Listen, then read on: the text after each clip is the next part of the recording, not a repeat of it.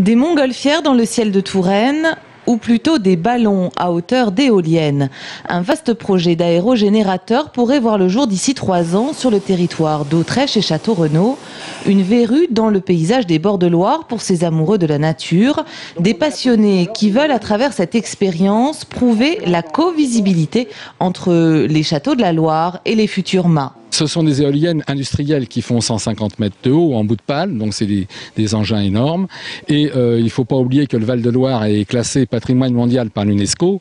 Et je pense que si il y a des éoliennes dans le paysage, dans le grand paysage du Val-de-Loire, il y a un risque de déclassement de l'UNESCO, comme il s'est arrivé dernièrement à Dresde, en Allemagne.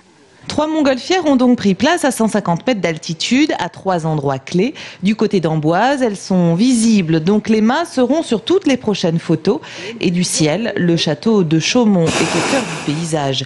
Difficile alors de jouer la carte du cadre de verdure. Certains acteurs du tourisme s'en inquiètent, même s'ils ne sont pas contre les énergies renouvelables, bien au contraire. Notre combat n'est pas un combat anti-éolien. Notre combat concerne la protection de notre patrimoine. On a rénové une ferme du XVIIIe siècle et si on n'a plus de clients, on mettra la clé sous la porte et puis on vendra la maison, si on peut, parce que la décote va jusqu'à 40% au niveau de la valeur immobilière. D'autres projets d'éoliennes vont voir le jour sur les communes de Bossé, Ligueuil ou dans le nord du département.